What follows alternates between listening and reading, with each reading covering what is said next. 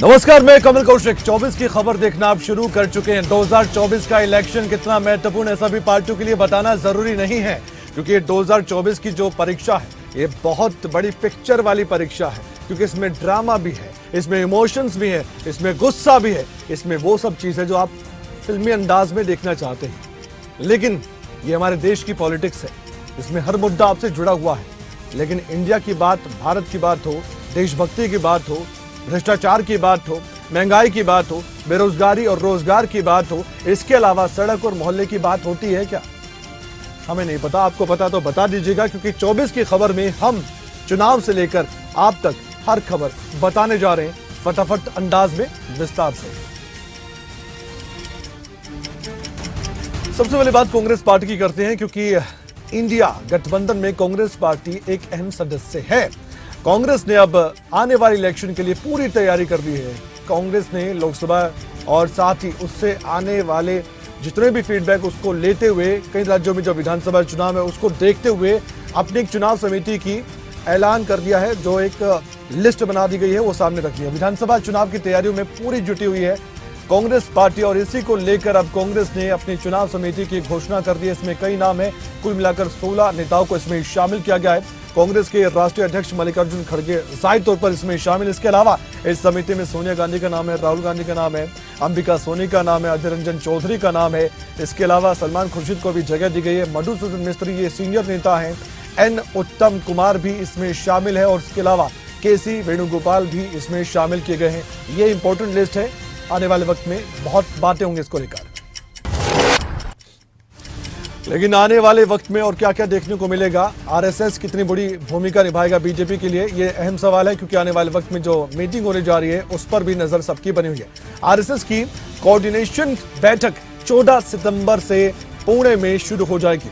14 से 16 सितंबर तक पुणे में होने वाली इस बैठक में कई मुद्दे होंगे, और इस संघ की बैठक में बीजेपी के अध्यक्ष जेपी नड्डा का शामिल होना बहुत बड़े संकेत दे रहा है कि कोई रणनीति तो जरूर बनेगी और पकेगी। आगामी 5 राज्यों में चुनाव, लोकसभा के चुनाव है, उससे पहले ये मीटिंग सुर्खियां बटोर सकती है। संघ की आखिरी समन्वय बैठक ये होगी। आने वाले वक्त में रणनीति कैसे बनाने जा रहे हैं संघ के नेता, आरएसएस इसमें भूमिका कैसे निभाएगा आम चुनाव में, और बीजेपी को कैसे मदद कर सकता है आरएसएस, और आरएसएस के निर्देश पर क्या बीजेपी के नेता चलेंगे या नहीं, ये तो वक्त बताएगा। लेकिन इतना जरूर है कि ताल्लुक बहुत ज्यादा है, डायरेक्टली नहीं इनडायरेक्टली।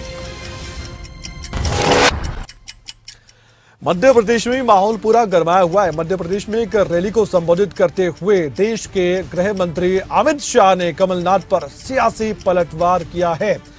करप्शन नाथ बता दिया कमलनाथ को, और यह भी कह दिया कि 51 से ज्यादा गरीब कल्याण की योजनाओं को बंद कर दिया गया था, और साथ ही यह भी कहा गया कि मुख्यमंत्री कार्यालय में सब कुछ होता था।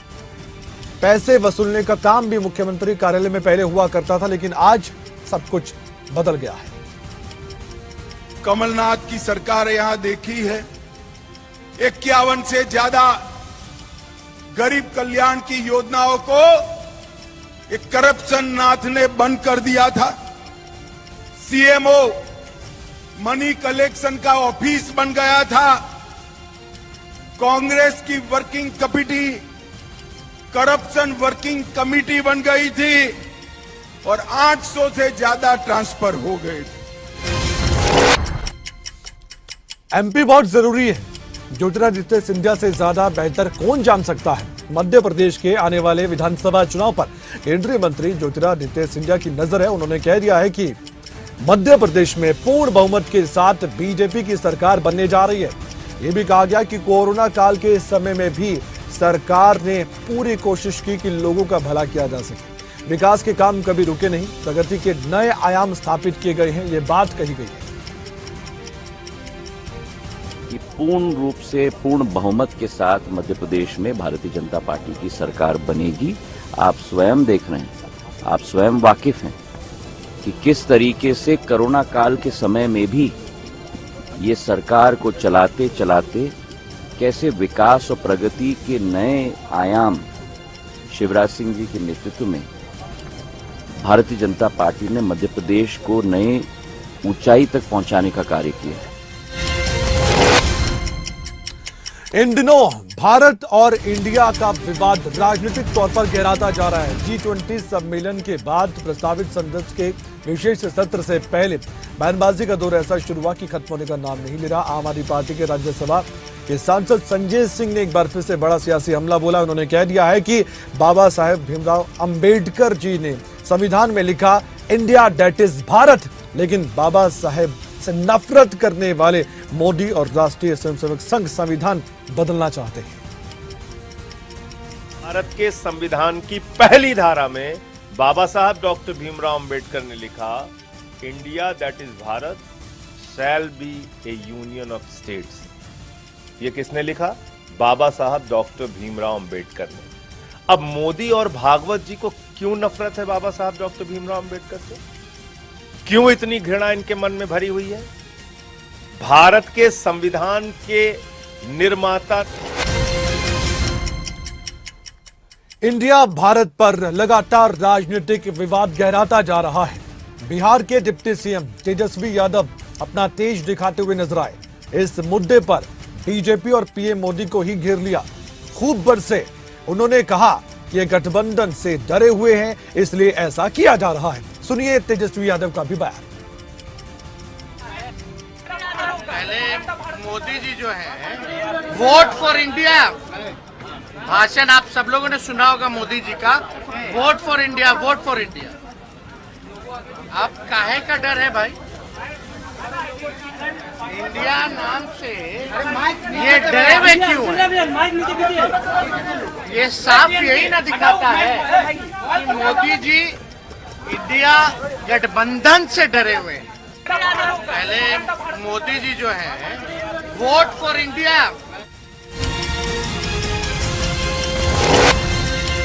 भारत इंडिया के राजनीतिक विवाद पर केंद्रीय मंत्री मीनाक्षी लेखी का बयान सामने आया। विपक्ष पर सियासी हमला हुआ। उन्होंने पलटवार करते हुए सीधे सीधे भ्रष्टाचारी गठबंधन बता दिया विपक्ष के गठबंधन को। अपनी रीब्रांड करके अपने आप को I.N.D.I.A नहीं कर सकते। भारत बहुत पवित्र देश है और हम सब भारतीय हैं। भले ही इंडिया नाम हमें किसी और ने दिया हो, लेकिन इंडिया इनका नाम नहीं है और ये भी जानते हैं ये भारत नहीं है, ये इंडिया भी नहीं है। इसीलिए इन्होंने अपने आप को I.N.D.I.A रखा है, क्योंकि ये भारत को रिप्रेजेंट नहीं करते। ये उस भ्रष्टाचारी गठबंधन को रिप्रेजेंट करते हैं जिसका नाम यूपीए है। और यूपीए के पाप मात्र नाम बदलने से या डॉट लगाने से। तमिलनाडु के एक मंत्री इन दिनों लगातार सुर्खियां बटोरे। नाम उदयनिधि है, लेकिन जिस तरह से बयान दिया है उन्होंने, ऐसा न हो आने वाले वक्त में राजनीतिक तौर पर उनका उदय अस्त हो जाए, क्योंकि उनका एक ऐसा बयान जो पूरी तरह से विवादित करार दिया गया है। उदयनिधि स्टालिन के बयान पर समाजवादी पार्टी का भी रिएक्शन आया है। समाजवादी पार्टी के सांसद राम गोपाल यादव ने कह दिया है कि मैं इस पर वैसे तो ज्यादा नहीं बोलना चाहता, बस इतना सा कहूंगा कि किसी भी धर्म पर, जाति पर ऐसे विचार नहीं रखने चाहिए। के बारे में विचार किसी व्यक्ति का निजी होता है। निजी किन परिस्थितियों में क्यों ये बयान दिया गया, या कभी भी कोई बयान आता है किसी का भी, तो बिना उसकी गहराई में गए हुए। उदयनिधि स्टालिन के सनातन वाले बयान पर कांग्रेस से भी पूछा गया, आप क्या कहना चाहते हैं? कांग्रेस की तरफ से नेता कह रहे हैं कि हमारा कोई लेना देना नहीं है, सीधे सीधे किनारा कर रहे हैं। स्टालिन के बयान पर कांग्रेस के नेता उदित राज का बयान सामने आया। उन्होंने कहा कि कांग्रेस का इससे कोई लेना देना नहीं है। साथ ही उदित राज ने बीजेपी पर सियासी हमला बोला। उन्होंने कहा कि बीजेपी AIADMK के साथ क्यों नहीं खड़ी होती है। हिंदुत्व और सनातन से बीजेपी का भी कोई लेना देना नहीं है, उदित राज बोल रहे थे। कांग्रेस से भी कोई लेना देना नहीं है। अगर कांग्रेस को लेना देना होता तो DMK अलग से क्यों है, फिर कांग्रेस में ही होती। और जो स्टैंड TMC का है वही कांग्रेस का है और इंडिया अलायंस के और पार्टियों का भी वही है। लेकिन मैं एक बात पूछना चाहता हूं बीजेपी से कि जो इनके एलाई हैं AIADMK, उनसे क्यों नहीं सवाल पूछते? तमिलनाडु के मुख्यमंत्री के बेटे की विवादित टिप्पणी पर हरियाणा बीजेपी के अध्यक्ष OP धनखड़ का बयान सामने आया। उन्होंने कह दिया है कि सनातन धर्म के खिलाफ टिप्पणी करना दुर्भाग्यपूर्ण है। ऐसे बयान से विपक्षी गठबंधन की मानसिकता झलकती है और पहले भी कांग्रेस ने धर्म के नाम पर देश के टुकड़े किए थे। ये बड़ा सियासी हमला कांग्रेस पार्टी पर किया है। OP धनखड़ ने अलायंस हैं जो उन्होंने गठबंधन बनाया हुआ है, वो उन सब की मानसिकता भी इसमें से अभिव्यक्त होती है। ये पहले भी इस तरह का षड्यंत्र भारत के साथ होते रहे हैं। भारत के टुकड़े भी कांग्रेस पार्टी ने कराए थे धर्म के आधार पर, तो नेशन थ्योरी को कांग्रेस पार्टी ने स्वीकार किया था और अपीजमेंट की थ्योरी भी वही लेकर चले थे। आर्टिकल 370 भी कांग्रेस पार्टी ने लगाया था और ऐसे समय में इस प्रकार की मानसिकता, नेहरू जी ने भी एक बयान दिया था, I am a Hindu by accident. ये इस तरह की मानसिकता के सब लोग हैं। सनातन धर्म को लेकर लगातार बयानबाजी चल रही है। सांसद अरविंद शर्मा का बयान सामने आया, उस पर उन्होंने ये कह दिया है कि ऐसा अनादिकाल से चला रहा है। सनातन धर्म को कोई भी मिटा नहीं सकता। करीब 800 साल तक मुगलों ने भारत पर राज किया, 200 साल तक अंग्रेजों ने शासन किया, लेकिन वे भी सनातन धर्म को मिटा नहीं पाए। देखिए, सनातन धर्म हमारा अनादिकाल से हमारा सनातन धर्म है। मुगलों ने भी कोशिश की थी, आपको पता होगा। मुगलों ने कोशिश की, अंग्रेजों ने कोशिश की और 800 साल के करीब मुगलों ने राज किया, लेकिन सनातन धर्म को नहीं मिटा सके। आप अंग्रेजों ने 200 साल के करीब अंग्रेजों ने राज किया, लेकिन सनातन धर्म को नहीं कुछ बिगाड़ सके। तो इसी तरह मैं कहता हूँ, लोगों को सोचना चाहिए।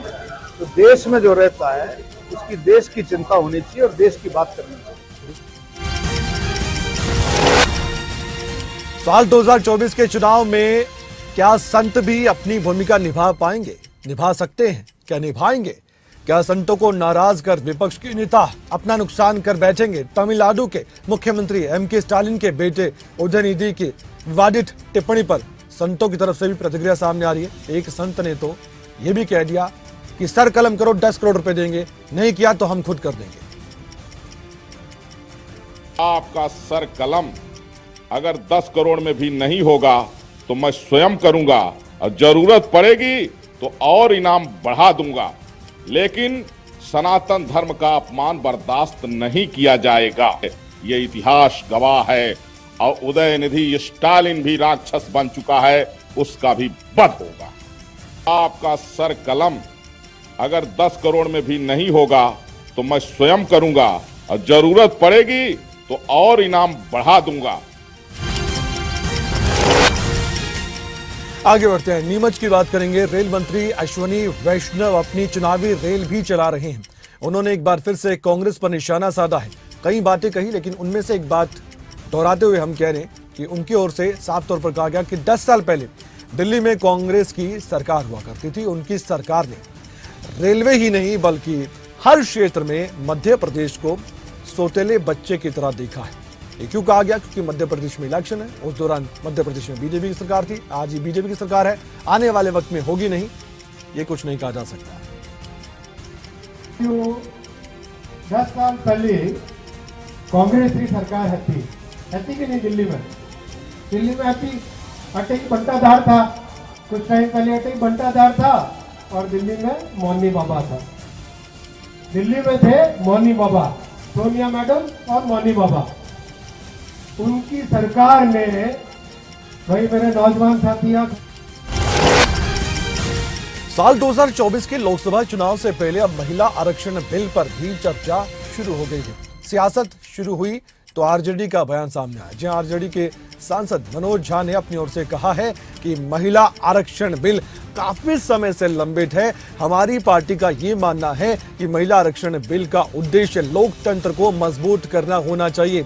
जब हम आरक्षण सुनिश्चित करें तो उसमें ST और SC और OBC महिलाओं के लिए भी आरक्षण के भीतर आरक्षण होना चाहिए, नहीं कि आरक्षण के अंदर एक आरक्षण होना चाहिए। नहीं तो ये कहा गया कि हमें अगले 25 सालों तक एक और लड़ाई लड़नी पड़ेगी। रिजर्वेशन बिल को लेकर के ये एक बहुत लॉन्ग ड्यू है, लेकिन हमारी पार्टी का और हम जैसी कई अन्य पार्टियों का एक पक्ष है। अगर विमेन रिजर्वेशन बिल का उद्देश्य है डिपेंडिंग ऑफ डेमोक्रेसी, जिसको हम कहते हैं रेनबो आइडिया ऑफ डेमोक्रेसी, तो सबसे पहले जब हम आरक्षण सुनिश्चित करें तो उसके अंदर जो वंचित समूह हैं।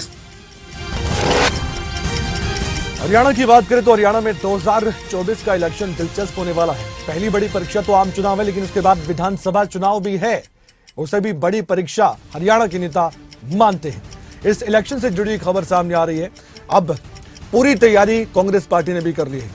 इसी को लेकर कांग्रेस के नेता मीटिंग कर रहे हैं और कांग्रेस के भीतर संगठन की तैयारी भी हो रही है, विस्तार की तैयारी हो रही है। खूब जोरों पर सब कुछ देखा जा रहा है। दूसरी ओर हरियाणा के अलग अलग लोकसभा क्षेत्र में कांग्रेस का झंडा बुलंद करने के लिए भी कोशिश की जा रही है। रणनीति कैसे बन रही है, तस्वीर आपके सामने है। इसी कड़ी में हरियाणा के नेता प्रतिपक्ष भूपिंदर सिंह हुड्डा पूर्व विधायक राव बहादुर सिंह से मिले हैं। राव बहादुर सिंह ने ये मीटिंग की है। भूपिंदर सिंह हुड्डा के आवास पर यह मीटिंग हुई है। राव बहादुर की तरफ से ये मुलाकात के दौरान कई बातें कही गई है। महेंद्रगढ़ के कांग्रेस जिला प्रधान, कांग्रेस संगठन विस्तारक और भिवानी महेंद्रगढ़ लोकसभा सीट समेत कई राजनीतिक मुद्दों पर भी गहन मंथन हुआ है। इस मीटिंग में कोई ना कोई नतीजा अगर सामने भी आया तो खुलकर नहीं कहा गया, लेकिन असर तो बहुत होने वाला है। अब कांग्रेस पार्टी की बात हो रही तो इन तस्वीरों को भी देख लीजिए। करनाल में कांग्रेस की जिला स्तरीय बैठक के दौरान खूब हंगामा हो गया। स्टेट ऑब्जर्वर की मौजूदगी में यह सब कुछ हुआ। हुड्डा सुरजेवाला गुट के समर्थक आमने सामने हो गए। इस दौरान दोनों पक्षों में लगातार नारेबाजी हुई और यहां तक कि धक्का मुक्की देखने को मिली। कोई हमारी बात नहीं सुनी जाती। हम आपसे बात कर रहे हैं, बीच में माइक लेके आ रही है। ये कौन सा तरीका है? ये सभी कांग्रेस की है। ये विधायक पूर्व विधायक राकेश कंबोज जी है, माइक लेके हमारे मुंह पे आके यही तो बात कर रहे हैं कि हमारी कोई बात सुनता नहीं। अगर कुछ कहना चाहते हैं तो धक्के से दबाने की कोशिश करते हैं। आप ये देखिए चौक के अंदर अनुशासन नहीं है।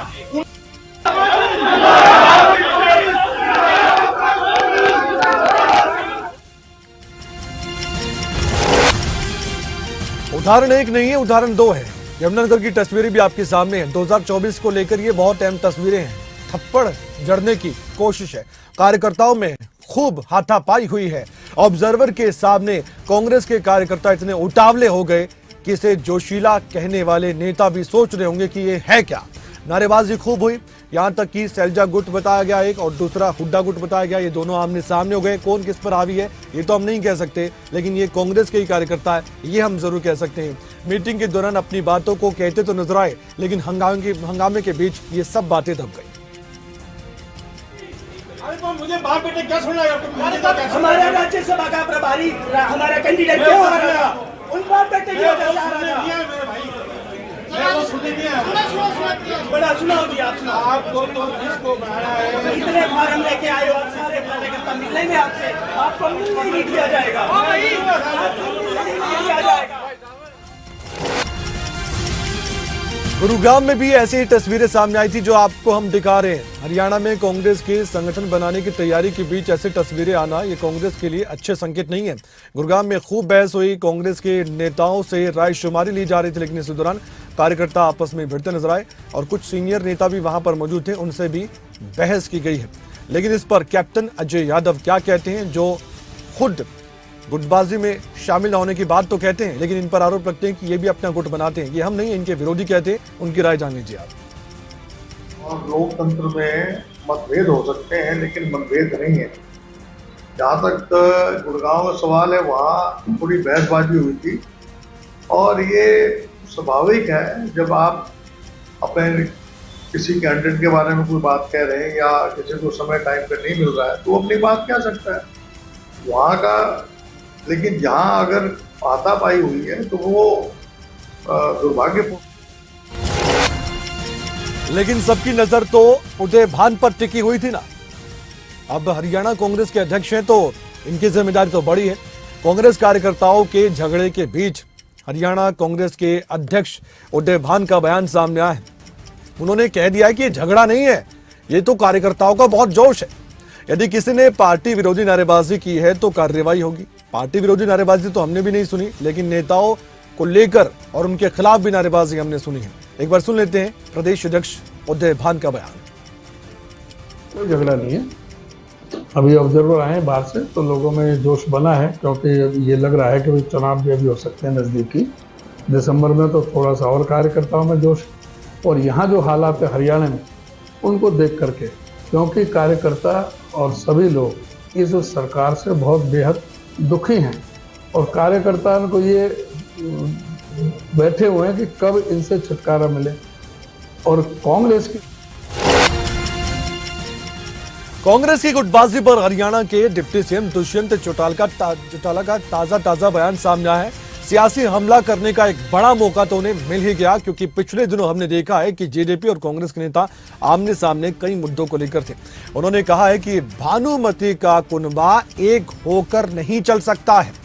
आगे बोलते हुए उन्होंने बातों ही बातों में भूपेंद्र हुड्डा का नाम तो नहीं लिया, लेकिन निशाना जरूर साध दिया। बिना किसी का नाम लिए दुष्यंत चौटाला ने कहा कि जो लोग कांग्रेस को सत्ता में लाना चाहते हैं, आगे वो विनाश की तरफ ले जाएं।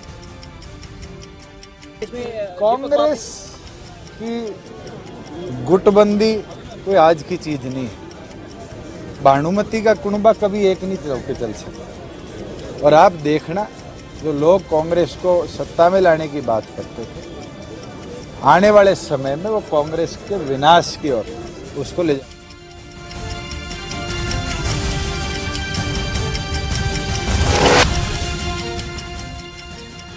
क्या आने वाले वक्त में जब चुनाव होंगे, आम चुनाव की हम बात कर रहे हैं, क्या बीजेपी जेजेपी मिलकर चुनाव लड़ने जा रहे हैं? क्या आने वाले वक्त में दोनों पार्टियां एक होकर चुनावी मैदान में विरोधियों को पटखनी दे सकती हैं? आने वाले वक्त में क्या होगा ये तो हम नहीं कह सकते, लेकिन फिलहाल जो बयान सामने आ रहे हैं उस पर हम जरूर आपको एक जानकारी दे सकते हैं कि इस रणनीति के तहत अब संसद की तरफ से भी बयान सामने आया। बात अरविंद शर्मा की हो रही है, उनकी तरफ से बयान दिया गया है कि उन्हें ये लगता है कि आने वाले समय में हो सकता है कि जेजेपी बीजेपी के साथ मिलकर चुनाव लड़ सकती है। फिलहाल गठबंधन है और उन्हें यह भी कहा है कि आगे भी ये गठबंधन चल सकता है, ये उनको लगता है, क्योंकि सांसद अरविंद शर्मा रोहतक में अपनी पार्टी को बीजेपी को मजबूती दे रहे हैं, लेकिन जेजेपी पर उनकी राय काफी अहम हो जाती है। एक बार हम आपको सुनवाना चाहते हैं उन्होंने जेजेपी पर क्या कहा। कुछ कह नहीं सकते हैं, हमारा गठबंधन है दुष्यंत जी के साथ, जेजेपी के साथ, भारतीय जनता पार्टी का, और मुझे पूरी उम्मीद है कि इसमें आगे तक चलेगा। अब ऐसे में एक और महत्वपूर्ण खबर यह है कि HSGMC के इलेक्शन भी होने जा रहे हैं। 2024 पर क्या असर पड़ेगा ये तो एक सवाल है, लेकिन HSGMC के डेलीगेशन की बैठक हुई और इस बैठक में हरियाणा के मुख्यमंत्री मनोहर लाल खुद मौजूद रहे। HSGMC की एडहोक कमेटी के वरिष्ठ उप प्रधान भूपेंद्र सिंह और साथ ही HSGMC के एग्जीक्यूटिव सदस्य रमणीक मान इस बैठक में मौजूद रहे। रमणीक मान ने इस बैठक को लेकर जानकारी साझा की थी। अंतरिम समय में किसी के पास नहीं है जिम्मेवारी, पर जिस तरीके से दफ्तर सुचारू रूप से चल रहा है और जो भी अगली कार्रवाई होगी उसके बारे में आपको सूचित कर देंगे जब भी होगी। आज इस विषय पे कोई निर्णय नहीं लिएगा, इसके ऊपर कोई चर्चा नहीं। चुनावों की तारीखों को लेके पहले तो हमारा 1 सितंबर से लेके 30 सितंबर के बीच में वोटर लिस्ट तैयार होगी। वोटर लिस्ट एक बार बन जाएगी, उसके बाद जो अगली प्रक्रिया है वो हरियाणा इलेक्शन कमीशन, जो Gurdwara election commission, justice HS Bhalla sahab इस बार 6 राज्यों की 7 विधानसभा सीटों पर उपचुनाव के लिए मतदान जो चल रहा था उसमें बहुत कुछ निकलकर सामने आया कि थोड़ा जोश तो मतदाताओं में दिखा, थोड़ा नहीं दिखा। अलग अलग जगह अलग अलग तस्वीर सामने आई है, लेकिन हम आपको बताना चाहते हैं कि पश्चिम बंगाल के अलावा केरल, झारखंड, उत्तराखंड, उत्तर प्रदेश की एक जो सीट है और त्रिपुरा की 2 सीट है, उन पर वोटिंग हुई। तो उस दौरान वोटर्स ने अपनी ओर से ये संकेत तो दे दिया कि वो वोट डालने के लिए बहुत इंटरेस्टेड है। अब इंतजार है तो सिर्फ नतीजे का, क्योंकि अपना काम वोटर्स तो लगभग कर चुके हैं। उपचुनाव के नतीजे का इंतजार इसलिए किया जा रहा है क्योंकि 2024 के इलेक्शन से पहले कई जगह से सेमीफाइनल माना जा रहा है। उत्तराखंड की बागेश्वर सीट भी बहुत ज्यादा महत्वपूर्ण है और आने वाले वक्त में उत्तर प्रदेश में भी जब आम चुनाव होंगे तो इस सीट का जिक्र हो सकता है जिस पर उपचुनाव हो रहा था। अब जब रिजल्ट आएगा तो उस दौरान नेताओं की जुबान से जरूर बड़े बड़े बयान सुनने को मिलेंगे, उस पर नजर सबकी टिकी हुई है। अब रानीखेत पहुंचे कांग्रेस के प्रदेश अध्यक्ष, हम बात करें उत्तराखंड की, करण माहरा की तरफ से एक बार फिर से दावा तो बड़ा कर दिया गया, लेकिन साथ ही बीजेपी पर सियासी हमला करने से वो नहीं चुके। करण मार्रा ने जहां बागेश्वर विधानसभा उपचुनाव में जीत का दावा पहले की तरह एक बार फिर से ठोका, तो वहीं उन्होंने ये भी कह दिया कि बीजेपी मतदान से पहले ही अपनी हार को स्वीकार कर चुकी है। उन्होंने कई ऐसे मुद्दे थे जिन पर जिक्र करते हुए सीधे सीधे ये भी कह दिया कि बीजेपी ने सरकारी मशीनरी का भी दुरुपयोग किया है। बागेश्वर उपचुनाव को लेकर मैं आप सबके बीच में आया हूं। जिस तरीके से सरकारी मशीनरी का दुरुपयोग वहां देखने को मिला, निश्चित ही वो निंदनीय है और उसके बावजूद भी वहां जो विशेष मुद्दे थे उससे मैं उत्साहित हूं। लोगों के बीच में SSSC भर्ती घोटाला, पटवारी पेपर लीक बहुत इंपॉर्टेंट इश्यू था। अग्निपथ योजना को लेकर नाराजगी देखने को मिल रही थी। 2024 का चुनाव कौन जीतेगा, सवाल तो अभी बरकरार रहने वाला है।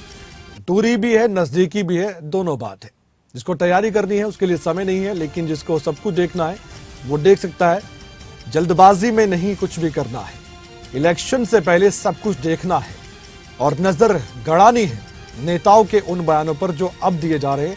और 2019 के इलेक्शन को भी याद कर लीजिएगा, तब क्या कहा जा रहा था और अब क्या कहा जा रहा है। अंतर से नतीजा जरूर मिलेगा, बाकी आप समझदार हैं ही। नमस्कार।